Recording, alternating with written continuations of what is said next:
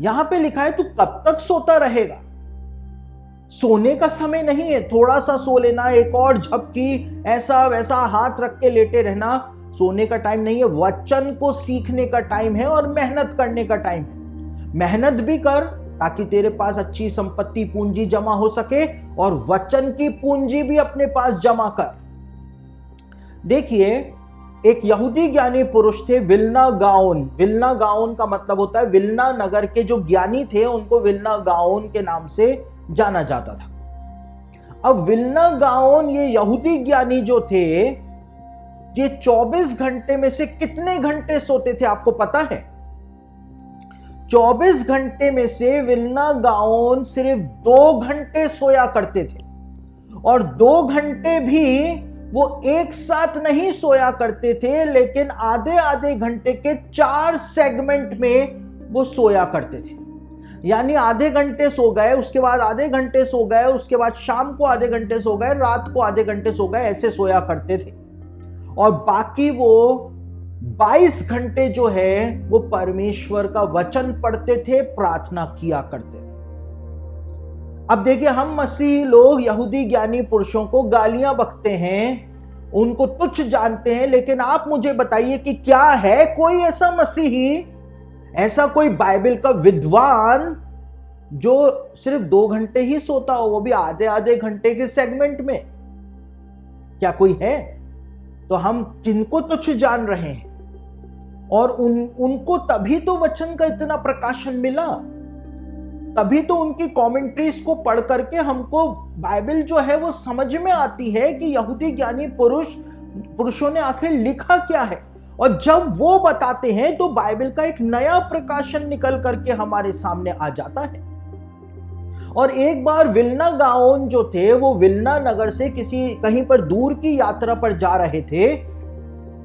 तो विल्ना गाओन जो थे वो बीच में एक नगर के अंदर रुके, और वहां पर एक बहुत धनी व्यक्ति रहता था। उसने अपने घर का जो फर्स्ट फ्लोर था वो विल्ना गाओन के लिए खोल दिया, और उस नगर का नाम था मेरेत्स। और मेरेत्स नाम का वो नगर जो था, उस नगर के लोगों ने सुना कि विल्ना गाओन हमारे नगर में आए हैं, कितनी बड़ी बात है, इतना बड़ा ज्ञानी, वचन का ज्ञाता हमारे नगर में आया है। तो सब उनको देखना चाहते थे, सब उनसे मिलना चाहते थे, लेकिन नहीं मिल पाए, इतना बड़ा आदमी था। तो लोगों ने रात को एक प्लान बनाया कि जिस घर में विल्ना गाओन फर्स्ट फ्लोर पर रुके हुए थे, वहां पर उन्होंने पता लगा लिया कि उस फलाने कमरे में विल्ना गाओन सो रहे हैं।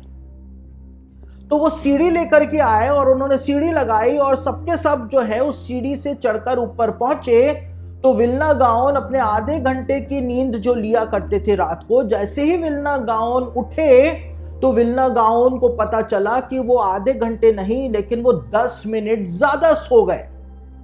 और विल्ना गाओन ने जब इस बात को महसूस किया कि वो 10 मिनट ज्यादा सो गए, तो उन्होंने अपने मुंह से एक स्टेटमेंट कहा कि ये नगर जो है, ये शहर जो है, मेरेत्स नाम का नगर जो है, वो उसने मेरे 10 मिनट खराब कर दिए। और जैसे ही वो लोग जो विल्ना गाओन को देखने के लिए सीढ़ियों पे चढ़े हुए थे, जैसे ही उन्होंने सुना कि विल्ना गाओन ने ये दुख व्यक्त किया कि हमारे शहर की वजह से उनके 10 मिनट खराब हो गए, तो वो सब उदास हो गए कि परमेश्वर का इतना महान व्यक्ति जो है, इतना महान ज्ञानी जो है वचन का, उसके 10 मिनट हमारे शहर की वजह से खराब हो गए। यानी 10 मिनट भी वो खराब नहीं करना चाहते थे। परमेश्वर का वचन मुझको पढ़ना है, उसको समझना है। और जब विल्ना गाओन वहां से चले गए, उसके बाद जब वो वापस से विल्ना की तरफ जा रहे थे, तो बीच में उनको ब्रेक करना था जर्नी को, तो वो वापस मेरेत्स नाम के शहर में रुके, उसी घर के फर्स्ट फ्लोर के ऊपर वो रुके। और उस रात को जब वो आधे घंटे के लिए सोए, तो विल्ना गाओन जब उठे तो पता चला कि विल्ना गाओन 20 मिनट ही सोए और वो 20 मिनट में उठ गए। और लोग जो थे वो सीढ़ी लगा करके वापस से विल्ना गाओन को देखने के लिए चढ़े हुए थे। और जैसे ही विल्ना गाओन उठे और उन्होंने देखा कि मैं 10 मिनट पहले उठ गया, तो विल्ना गाओन ने कहा कि इस शहर ने मेरे खोए हुए 10 मिनट मेरे को वापस से प्रदान कर दिए। और जैसे ही उन लोगों ने सुना जो सीढ़ियों पे चढ़े हुए थे, वो आनंदित हो गए कि परमेश्वर के इतने महान जन के 10 मिनट जो हैं वो हमारे शहर की वजह से खराब नहीं हुए। यानी कितना इंपॉर्टेंस है टाइम का परमेश्वर के लोगों के जीवन के अंदर, कि परमेश्वर का वचन जो है उसके बिना वो 10 मिनट, मतलब उसके लिए 10 मिनट भी वो वेस्ट नहीं करना चाहते हैं। वो उनको वचन चाहिए, वचन चाहिए। परमेश्वर के एक दास हुए थे, उनका नाम था स्मिथ विगल्सवर्थ, और स्मिथ विगल्सवर्थ के लिए बताया जाता है कि वो 5 मिनट से ज्यादा परमेश्वर के वचन से दूर नहीं रह सकते थे। 5 मिनट से ज्यादा। अगर वो खाना भी खा रहे हैं तो डाइनिंग टेबल पे उनके प्लेट के पास उनकी बाइबल रखी रहती थी, और जैसे ही 5 मिनट होते थे तो खाना खाते खाते वो अपनी बाइबल खोलते थे, एक वचन पढ़ते थे, आंख बंद करके परमेश्वर का धन्यवाद देते थे। खाना खा रहे हैं, चबा रहे हैं, लेकिन वचन पढ़ते थे, एक वचन पढ़ के परमेश्वर का धन्यवाद देते थे, बाइबल रखते थे, उसके बाद खाना खाना शुरू करते थे। इस प्रकार से स्मिथ विगल्सवर्थ का जीवन था, और इस वजह से स्मिथ विगल्सवर्थ के अंदर परमेश्वर का इतना सामर्थ्य था कि स्मिथ विगल्सवर्थ अगर किसी के लिए प्रार्थना कर दिया करते थे तो उसकी बीमारी उसी समय ठीक हो जाया करती थी, उसी समय। हम परमेश्वर के वचन को कितनी इंपॉर्टेंस दे रहे हैं, ये बात पर डिपेंड करता है। हमको सामर्थ्य तो चाहिए, हमको पवित्र आत्मा तो चाहिए, लेकिन हम परमेश्वर के वचन को टाइम नहीं देना चाहते हैं, टाइम नहीं देना चाहते। तो हे आलसी, तू कब तक सोता रहेगा?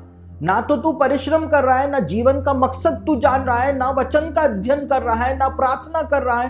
कब तक सोएगा? कब तक सोएगा? जीवन बीत जाएगा, कब तक सोता रहेगा? फिर बुढ़ापे में हाय हाय करेगा।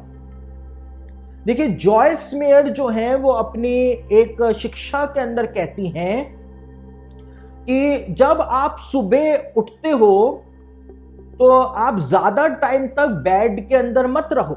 जॉयस मेयर कहती है, मतलब आपकी नींद खुल गई, आपको लग रहा है कि हाँ अब उठ जाना चाहिए, तो आप इधर उधर करवट मत लो, क्योंकि सुबह के थॉट्स जो होते हैं वो हमसे पाप कराते हैं। जॉयस मेयर कहती है जब हम उठते हैं सुबह, तो सुबह हमारे दिमाग के अंदर कई सारे थॉट्स चलते हैं जो हमको पाप की तरफ लेकर के जाते हैं।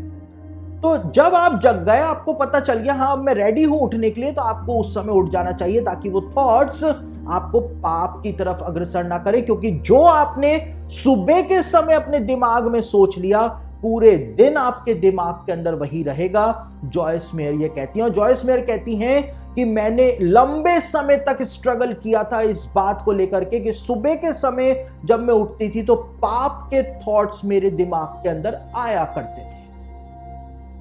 इसलिए यहां पर बोला गया है, कब तक सोता रहेगा, कब तक झपटियां लेता रहेगा, उठ करके खड़ा हो जा।